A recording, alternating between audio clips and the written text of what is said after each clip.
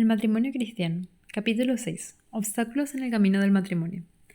Bien sabe nuestra Santa Madre Iglesia que cuando dos seres hacen el sacramento del matrimonio, una alianza para toda la vida, con ello dan un paso que tiene influencia decisiva, no solamente para la felicidad terrena, sino también para el destino eterno. Si el matrimonio es feliz, podrán aspirar con más sosiego a gozar de la vida eterna. En cambio, si dieran un paso más desgraciado, las ruinas desoladas de la vida familiar fácilmente sepultarán y ahogarán los anhelos de vida eterna. Por esto, acompaña a la Iglesia con amor solícito todos los pasos de sus hijos, cuando estos se preparan para el matrimonio, y por esto pone en su camino señales de advertencia. Impedimentos matrimoniales. ¿Qué son los impedimentos matrimoniales? Letreros que advierten, según la experiencia secular de la Iglesia, dónde puede más fácilmente peligrar la nave del matrimonio.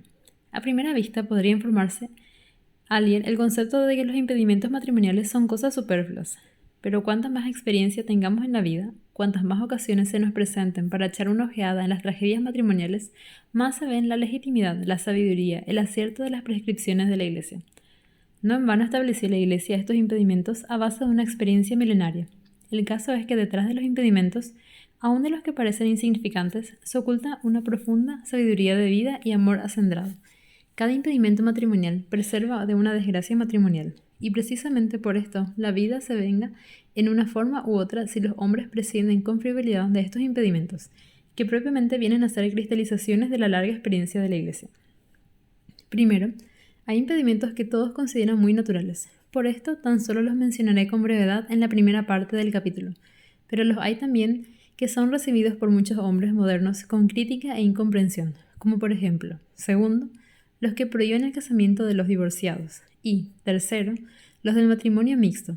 Por este motivo los estudiaremos más detenidamente en la segunda y tercera parte. Primero, los impedimentos matrimoniales en general. La Iglesia, en base a su larguísima experiencia, ha descubierto muchos escollos en que puede peligrar la paz del matrimonio y los reúne en el Código de Derecho Canónico bajo el nombre de impedimentos matrimoniales. Hay entre ellos algunos que anulan la validez del matrimonio. Estos son los impedimentos dirimentes. Y hay otros que prohíben contraer matrimonio, pero de tal modo que si éste se contrae es solamente ilícito, pero no pierde su validez. Estos son los llamados impedimentos impedientes. Impedimento dirimente es, por ejemplo, la próxima consanguinidad entre los novios o también el miedo causado por la amenaza grave y que obliga a comparecer contra la propia voluntad ante el altar nupcial. Justo importante llamar la atención sobre este último y suplicar con todo encarecimiento a los padres. Permitid que se casen vuestros hijos, no seáis vosotros quienes los caséis. El acontecimiento más importante de la vida es el de hacerse, entrega mutua, para siempre a un hombre y una mujer. Es una tarea de enorme responsabilidad encontrar al compañero o la compañera de la vida que Dios me ha destinado. Esta elección ha de hacerse con la mayor libertad, por voluntad de las dos partes, y nadie más puede tener voto decisivo en este asunto. Si los padres han de ayudar a sus hijos a encontrar la solución justa, han de orientarlos con sus consejos amorosos, pero la última palabra en esta cuestión no puede ser sino de los jóvenes interesados. Con santo orgullo hemos de destacar en este punto el gran mérito del cristianismo por proclamar tan vigorosamente la libertad en la elección del cónyuge. Conocemos las lamentables aberraciones de la antigüedad. Los padres o familiares vendían en el sentido estricto de la palabra a la muchacha. La vendían a quien más ofreciese por ella, y guiadas por intereses materiales unían jóvenes que nada querían saber el uno del otro. El cristianismo siempre levantó su voz en contra de este proceder y sigue levantándola aún hoy en día. Y lo hace con tal vigor que no reconoce como matrimonio válido el que se contrae sin libertad completa de ambas partes. Esta postura se deriva, lógicamente, de la doctrina que enseña la Iglesia, según la cual el sacerdote no administra el sacramento del matrimonio, no es más que testigo oficial. Los mismos contrayentes son los que administran mutuamente el sacramento en el momento de pronunciar ante el altar el sí solemne. Sí, acepto a fulano que está aquí presente por legítimo marido o por legítima mujer, y me entrego a él o a ella respectivamente por legítima mujer, por legítimo marido. Y si el sí fue pronunciado por una de las partes, no con plena libertad, no espontáneamente, sino por efecto de amenaza grave, por violencia, el matrimonio no es válido. Y aunque vivan juntos durante muchos años, este enlace no será matrimonio, a no ser que más tarde se añada, como a veces ocurre, el consentimiento de la voluntad. Y estos impedimentos son fáciles de comprender, no necesitan explicaciones ulteriores, pero hay otros impedimentos que el creyente tibio muchas veces no acepta. Entre ellos se figura el impedimento que supone el nuevo casamiento de los divorciados. Segundo, matrimonio de divorciados. En tiempos de Malaquías, el pueblo judío sufrió muchas desgracias. Los judíos se lamentaban e invocaban al Señor, mas éste no los escuchó. El profeta les echa en rostro el motivo. Dice el Señor: habéis cubierto de lágrimas, de lamentos y de gemidos el altar del Señor, de manera que yo no vuelvo ya mis ojos hacia ningún sacrificio. No recibiré cosa alguna de vuestras manos que puedan aplacarme. Vosotros, sin embargo, dijisteis: ¿y por qué motivo? Porque el Señor, responde Dios, fue testigo entre ti y la mujer que tomaste en tu primera edad, a la cual despreciaste, siendo ella tu compañera y tu esposa. Malaquías capítulo 2, versículos 13 al 14. De modo que el Señor castigó a su pueblo, porque hubo entre los judíos quienes abandonaban a sus esposas legítimas y tomaban mujeres paganas. No de castigar la humanidad de hoy, en la que no son ya algunos, sino centenares, millares y decenas de millares que abandonan y desprecian a su esposo o esposa y quieren celebrar nuevas bodas. ¿Qué casos más caóticos ofrecen este punto en este mundo moralmente tan relajado? Una pareja se presenta al párroco con intención de casarse. El párroco dice con tristeza: no es posible, ya que vive el primer esposo de la señora. Sí, pero estamos divorciados legalmente por vía civil. Aunque así sea, el matrimonio perdura. No es posible celebrar segundas nupcias. ¿No se nos dará la bendición?, dicen ambos indignados. Yo ocupo un puesto importante en la administración, prosigue el pretendiente. Queremos contraer un matrimonio religioso. Pero si la Iglesia Católica nos lo niega, nos iremos a otra iglesia. Y se van indignados. Y con esto se quedan tan tranquilos. Pero ¿no es esto engañarse a sí mismos? Reniegan de su fe y por fuera aparentan honradez, porque es lo que exige el sentir de la sociedad. Dan un paso por el cual la Iglesia los excluye de su seno. En adelante no podrán confesarse. Ahí va otro caso. Una joven pareja se presenta para casarse. La novia dice: padre, yo soy católica, mi novia no lo es, pero acepta la educación católica de los hijos. Por tanto, no hay impedimento. Con todo, no sé si hay un pero, porque él, ya sabe padre, se ha casado una vez, pero su primera esposa tenía la misma religión que él, y esta religión ya les ha concedido el divorcio. ¿Verdad que no es obstáculo? Así termina temerosa la muchacha. Y entonces oye con espanto que sí, que hay impedimento y que es imposible el matrimonio. Imposible, ¿pero por qué?, pregunta irada. Porque la religión católica considera santo e intangible este matrimonio contraído en otra religión, más santo que sus torcidas creencias, y tiene por válido tal matrimonio. Dime, lector, ¿no es esto una firmeza de principios que impone respeto? Si dos personas no católicas, pero cristianas, contraen matrimonio, nosotros lo consideráramos válido, más santo que solo una confesión cristiana. Y aunque esta confesión disuelva el matrimonio, nosotros lo consideramos indisoluble. Aún más, si un judío y una cristiana no católica contraen matrimonio, este matrimonio es válido. Y aunque su religión lo disuelva, no es posible una nueva boda con una persona católica, porque el primer matrimonio es válido. Lo consideramos más válido nosotros que ellos mismos. Qué intangibles son para la Iglesia Católica los lazos matrimoniales. Pero yo no entiendo esto, podrá objetar alguno. Siempre se nos repite: casados por la Iglesia, porque solamente el matrimonio celebrado en una Iglesia Católica es válido. Y luego no se permite el casamiento de una joven con su novio que se casó en un templo no católico. Sin embargo, la cosa es clara: la Iglesia Católica no manda sino a sus fieles, y respecto de estos está en vigor la ley. Su matrimonio es inválido aunque no se contraiga en presencia de la Iglesia, pero el matrimonio de los demás tiene que juzgarse y tratarse conforme a otras leyes, de suerte que si dos personas contraen matrimonio según su propia religión, la Iglesia las reconoce válidas. Para nosotros es santo, válido e indisoluble el matrimonio contraído entre judíos o budistas o japoneses. Y si alguno de estos quiere contraer segundas nupcias, aún en vida del primer consorte, la Iglesia sabe que es válido el primer matrimonio, y así tiene que considerarlo aún en caso de haberlo declarado disuelto la religión en la que fue contraído.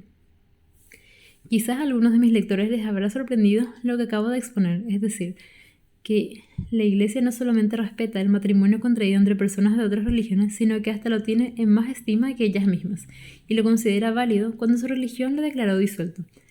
Y sin embargo, este respeto y piedad profunda brota de los principios que tiene la Iglesia Católica respecto del matrimonio. Demos un paso más.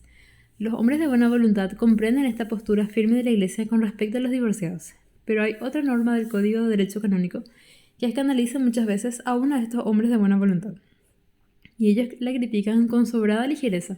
Se trata de la postura de la Iglesia frente al matrimonio mixto. Tercero, el impedimento del matrimonio mixto. Sé que el tema es difícil, es escabroso y delicado exponer el sentir de la religión católica tocante al matrimonio mixto. Preferiría no tenerlo que tratar, pero sería prudente silenciarlo. El matrimonio mixto es, por desgracia, un hecho con que hemos de contar. Digo por desgracia porque es triste consecuencia de la división religiosa de la sociedad. No es menester extenderme en ponderar la desgracia que supone para un país la división religiosa. No es necesario registrar los innumerables rosas que produce, las energías que malgastan. Los matrimonios mixtos son un hecho, tanto si hablamos de ellos como si no. Así pues, a nadie ha de causar sorpresa si planteamos la cuestión y decimos sin embozo lo que enseña la religión católica respecto del particular. Pero antes he de hacer una observación. Quiero subrayar que no entra en mi ánimo herir a nadie. Está muy lejos de mi querer ofender a ninguno de mis lectores, que acaso haya contraído matrimonio mixto, desde luego válido con la autorización de la Iglesia. La Iglesia acompaña con solícito amor el desarrollo espiritual de cada católico desde su infancia, y si bien condena en principio el matrimonio mixto por los peligros que entraña, y de que voy a hablar, no obstante, en algunos casos se muestra magnánima y propicia hasta el último límite a que puede llegar sin renegar de su doctrina. De ahí que, si bien en principio está en contra de los matrimonios mixtos, en casos concretos los permite, aunque sin cantar albricias si se dan garantías de evitar los inconvenientes. Si la Iglesia dio la dispensa para un matrimonio mixto, entonces, como es obvio, ningún sacerdote puede acusar de algo al fiel que lo contrajo. Juzgué necesario fijar estos principios. Espero que aún aquellos de mis lectores que viven el matrimonio mixto, autorizado por la Iglesia, no se sentirán ofendidos por lo que voy a exponer. Antes, al contrario, meditarán los pensamientos que les brindo para que de esta manera logren de veras evitar los peligros que indico. Veamos, pues, cuál es la doctrina de la Iglesia respecto del matrimonio mixto. Es cosa sabida que está decididamente en contra y desearía que todo joven católico se casara con una joven también católica. Tal sería el ideal de la Iglesia. Mas si los jóvenes, bautizados los dos, pero católico uno y el otro no, se profesan hondo cariño y alegan motivos serios a favor del casamiento, la Iglesia, aunque con el corazón afligido, concede dispensa con la condición de que los hijos que nacieran reciban el bautismo católico y sean educados en la religión católica. Si los interesados no garantizan este punto por escrito de una manera legal, no alcanzan la dispensa, y por tanto no pueden casarse según la Iglesia, no pueden ilícitamente contraer matrimonio. Tal es el criterio de la Iglesia. Por él tuvo que aguantar un sinnúmero de ataques y reproches. Esto es despreciar a las personas de otras religiones, es ofenderlas, humillarlas. Para refutar este aserto me apoyo en lo que dije antes. Ya vimos que según la doctrina de la Iglesia, el matrimonio de otras confesiones cristianas o de otras religiones es verdadero matrimonio, en el supuesto de que no haya impedimento. De modo que la Iglesia está muy lejos de despreciar, de rebajar dicho matrimonio. Si en la cuestión del matrimonio mixto pone condiciones rigurosas, no ha de buscarse el motivo en un sentimiento de desprecio, sino en la solicitud con que atiende la vida religiosa de sus fieles. Meditemos con serenidad cuáles son las causas que inspiraron a la Iglesia este severo proceder. La Iglesia se opone por regla general al matrimonio mixto porque en él difícilmente se puede realizar la perfecta fusión de espíritus que ha de haber entre los cónyuges. Las raíces más profundas de armonía y felicidad de la vida conyugal se alimentan precisamente en la perfecta comunión espiritual. Si la comunión de espíritus no penetra todo el mundo sentimental de las dos partes, si no hay casamiento espiritual, no puede haber tampoco felicidad en el casamiento corporal. Y a nadie se le escapa lo difícil, sino imposible, que resulta de este casamiento espiritual en el matrimonio mixto. Se excluye ya de antemano toda posibilidad de unión entre los consortes precisamente en el campo más importante y santo de la vida humana, en el campo de la vida espiritual. Y no basta que los cónyuges tengan los mismos criterios en asuntos terrenos. El esposo y la esposa van juntos a hacer visitas, a pasear, al cine, van juntos a todas partes. Es solo la casa del Señor donde no pueden ir juntos. Es este el único punto en el que se han de bifurcar sus caminos. Se podría decir mucho del dolor que ello causa al cónyuge católico. Uno y otro sentirán durante la vida entera este muro divisorio, por más que quieran forjarse la ilusión de que no hay separación entre ellos. Además, los esposos han de educarse mutuamente y ejercitarse recíproca influencia. No te sorprenda, lector, si hablo de la educación de personas adultas. Es así. Los esposos ejercen mutuamente una influencia educativa. Los que viven durante decenios en matrimonio, compenetrado y feliz, cuando lleguen a la vejez tendrán muchas afinidades espirituales. Pero la primera condición de esta mutua educación espiritual es la concordia en las cuestiones primordiales del alma humana, la concordia en los dogmas de la fe y en las prescripciones de la vida religiosa. Los esposos tendrán que animarse mutuamente también en la vida religiosa, pero ¿cómo va a animarte para que te confieses, recibas la comunión, participes de la misa dominical, quien no acepta los sacramentos de la Iglesia Católica? Y si de hecho se logra realizar lo que suelen prometer los prometidos antes del matrimonio mixto, entre nosotros no habrá choques porque hemos convenido que nunca hablaremos de cuestiones religiosas. En tal caso nos encontramos con unas consecuencias harto dolorosas. porque la concepción religiosa del mundo no es algo accesorio de segunda categoría, de lo cual se puede prescindir impunemente. Suprimiremos del todo nuestra vida la cuestión religiosa.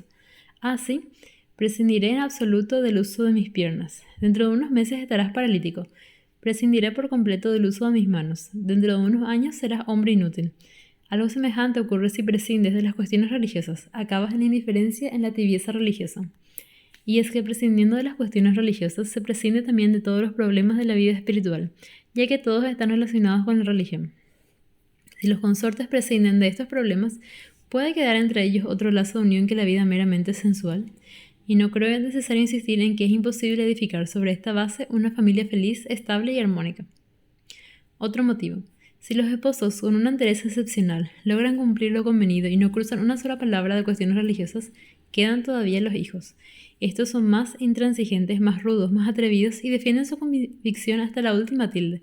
¿Qué ocurrirá cuando los niños y las niñas vuelvan de clases de religión, de religiones distintas, y estalle la guerra religiosa entre padres e hijos? Y no se vaya a pensar que cuanto escribo sea algo ficticio. Betsy no, lo que me escribió no hace mucho esta pobre mujer. Le habla a usted, padre, un alma de mujer que ha sufrido mucho. Hace 14 años que estoy casada. Mi esposo es protestante y además incrédulo y odia mucho a los católicos. Si voy a la iglesia le duele tanto que casi llega a ponerse enfermo. Ni en casa puedo rezar delante de él porque esto también le disgusta. No me permite salir, no tengo conocidos porque odia la sociedad. Tengo que rezar a escondidas en la despensa mientras trabajo. Muchas veces cojo un libro, pero en vez de leer voy rezando a hurtadillas el Santo Rosario. Las revistas católicas las tengo que leer en secreto y las quemo inmediatamente o las regalo a alguien. Le suplico que me aconseje usted lo que he de hacer. ¿He de dejar de ir a la iglesia por amor a la paz, cuando es mi único consuelo y lo que me da fuerzas para perseverar en esta vida tan dura que llevo? ¿Qué he de hacer? Qué triste panorama. ¿Se puede decir más en tan pocas líneas? Nuestra Santa Madre la Iglesia está también en contra del matrimonio mixto para salvaguardar la recta educación de los hijos.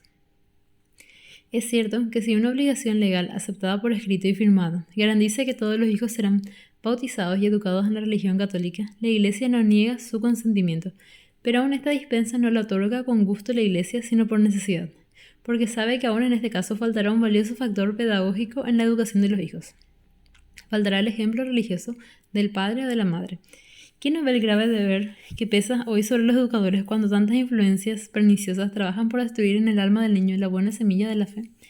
Qué necesario es el ejemplo de los padres para formar en el niño robustas convicciones religiosas. Además, en el matrimonio mixto, aun en el caso de que la parte no católica haya consentido que todos los hijos se eduquen en la religión católica y ella misma nada haga contra la educación católica de los mismos, hay el peligro de que se entrometan los abuelos en este punto. Estos procuran sin tapujos, en muchísimos casos, conquistar a los nietos para su religión. No es raro tampoco el caso de que muera el cónyuge católico y así los niños legalmente católicos sean educados por el cónyuge no católico. Quien medite con detención estas cosas verá la razón que tiene la Iglesia para que cumplan sus deseos. Una persona católica, cásese con otra también católica. En el matrimonio mixto, aun con la mejor voluntad del mundo, son graves los peligros que amenazan la religiosidad de la parte católica, y se necesita una inmensa fuerza espiritual, unas fuertes convicciones religiosas para sortear estos peligros. Por desgracia se verifican en muchos casos los temores de la Iglesia. Es, a saber, que el matrimonio mixto, quien sale perdiendo es regularmente el cónyuge católico, pierde su fervor y algunas veces hasta su misma fe católica. Esta es la doctrina, tantas veces atacada de la Iglesia en punto del matrimonio mixto. ¿No hay acaso ley eclesiástica que tantos reproches y sospechas y ataques y calumnias haya ocasionado a la Iglesia como su proceder en la cuestión del matrimonio mixto, y principalmente de las condiciones que impone para la dispensa? Esto es no tener entrañas de misericordia, es una forma de tiranía, es querer esclavizar las conciencias, es una imposición absurda. Todo un diluvio de juicios parciales y sin fundamento se nos echa encima. Y es que de fuera no se puede comprender el sentir de la Iglesia, no puede comprenderlo quien no la sienta como madre que vela por sus hijos. A la Iglesia católica Jesucristo le confió la plenitud sin merma de la redención y le dejó a su cuidado a las almas rescatadas con su muerte redentora. A ella le toca, pues, procurar que ni uno solo de sus hijos fieles se aparte de la grey del divino pastor. Esta es la clave para comprender la cuestión del matrimonio mixto. La Iglesia no busca dominar ni tiranizar las conciencias. Se trata de la salvación de las almas de sus hijos, un asunto sagrado de enorme responsabilidad. Si la Iglesia Católica está convencida de que solamente ella posee sin merma la plenitud de la fe de Cristo y de los medios de la gracia, es lógico que no consienta, en cuanto esté de su parte, que un solo hijo de un creyente sea arrancado de su seno. No podría resumir más gráfica y brevemente el último pensamiento del presente capítulo que citando el testimonio de un católico convencido que encierra una profunda sabiduría de la vida. Este fiel católico pasó largos años llenos de dicha con su esposa no católica. No cabe duda que su señora era una mujer excelente y con todo, cuando ya entrado en años, hablaba del matrimonio y decía: si tuviera que casarme hoy, volvería a escoger a esta incomparable mujer, pero le exigiría antes que se hiciese católica.